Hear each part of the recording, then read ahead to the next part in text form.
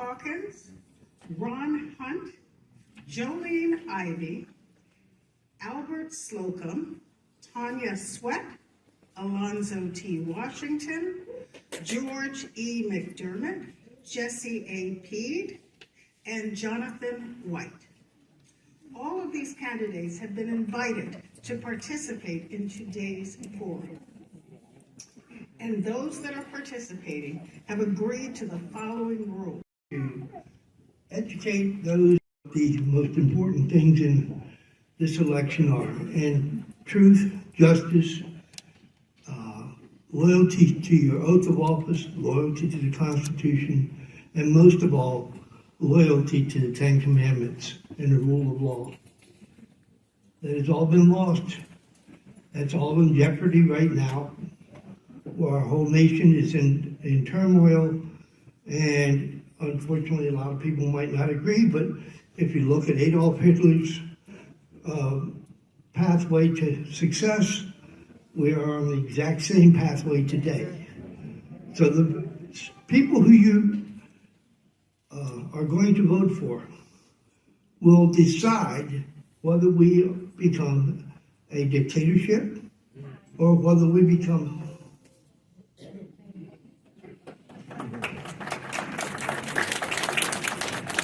needs of all residents in our county. Mr. McDermott.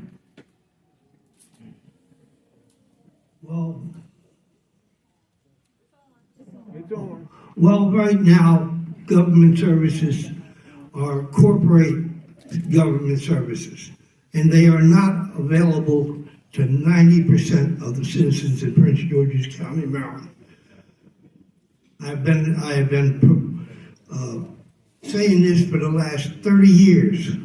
In 30 years, I've never been able to meet with one of my House, Senate members, Congress, anybody in the county government. Foreclosure frauds are rampant. The people who are having their homes stolen. It says right here that 20,000 citizens have lost their homes. None of them get due process of rights in our courts. The fraud is rampant, and it all starts with the top 2% in the government. I believe that 90... Thank you. Thank you. State Senator Alonzo Washington. 1, 2, 3. Well, I'm looking out at the audience, and I would say 99.9% of us are all from immigrant families. 99.9. I don't see any Indians, Native American Indians in the audience. Okay? It's all about corporate fraud. The government, the Trump government, the county executive is limited in what they can do. But they can enforce the government to adhere by the corporate laws of the UN and the United Nations and give everyone fair and equal treatment, something which has been denied 90% of our citizens in Prince George's County because of the corruption in our court system, in our Attorney General's office. Thank you. We can all clap now. Just a friendly reminder, if you could hold your clap until your... Education is the greatest thing we can possibly achieve in Prince George's County. The teachers definitely deserve to be recognized. Unfortunately, we're looking at, once again, a drastic cut in resources coming from the federal government when they abolish the education department, which they have promised to do so. Yes, open negotiations should be a thing that we put in place to protect our citizens, but it goes beyond that, folks. The county executive has to appoint competent people to manage that department as well as all other departments. And the county executive is responsible also for making sure all of the departments underneath them are staffed and properly managed. God bless. Good morning.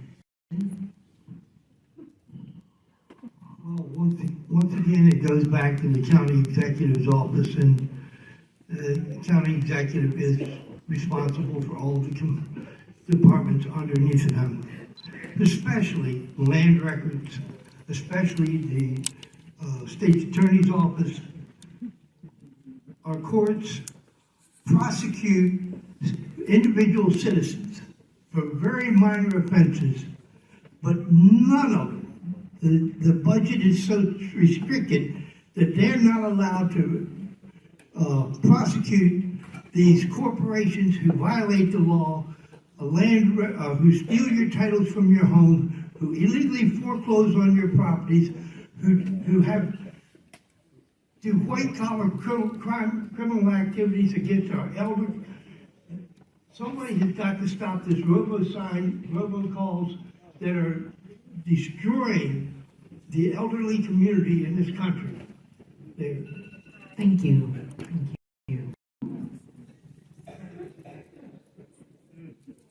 Once again, as a elder citizen in this county, and someone who just had to borrow $6,000 to pay my property taxes because the courts in Prince George's County are so corrupt, if the county council and especially the county executive must hold the court officers and agents responsible for allowing trillions of dollars of transfer taxes that are being avoided by foreclosure fraud and wage fraud and abuse in the legal system, we would not have this problem.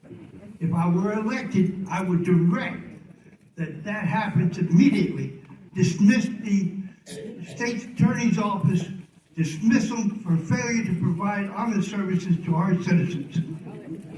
Thank you. Mr. Washington. Thank you. Well, it's someone Forest Heights Settlement just put new sidewalks in front of my home, one of the few in Forest Heights. I got out and shoveled my snow. My neighbors helped with their snow shoveling. This is what 0.1% of the population. We have volunteer organizations who you can call on the radio and they'll have volunteers who'll come out and try to help you. Yes, but to try to mandate something like this, the budget items are just, we need to get the essentials taken care of so emergency vehicles can get where they have to go and that first responders can be there when they get need. That's priority number one. And hopefully you can get in touch with one of these emergency organizations, because everything can't be funded. Thank you. Mr. Washington? Thank you. I think it's a great question. I think, if, Well, I'm not a big Commanders fan, so I'll probably shut off a lot of you. But I am someone who knows what has happened, the disparity inside the Beltway. 90% of the people in this audience do not realize that inside the Beltway was declared a red zone in 1984, 85. And so that's the reason all the development resources went to outside the Beltway. In 1992, I presented a $2.2 billion plan to GSA to put 40,000 jobs at Prince George at Narrow Road Metro site. And the only thing I got back from that is they stole my business, they put me out of business, and I've been fighting for the last 32 years to make this right. God bless. All righty. Mr. Washington. thank you. The problem with the Commanders leaving. Church for allowing us to be here and to educate you. I hope that what you heard here today will follow with you to the polls and that you will vote for the person who you believe is the most qualified. That said, my goal for running is my history in Prince George's County. In 1980, I invested over $2 million in 2 different businesses, $4 million on Branch Avenue, Narrow Road, Metro site. What did I get out of it? I got robbed by the county. I got police officers hold guns to me for reporting crime. I had FBI agents pull guns on me. I had IRS agents pull guns on me because I reported corruption. You've got to start, the county executive has to go in office, right office, and take out the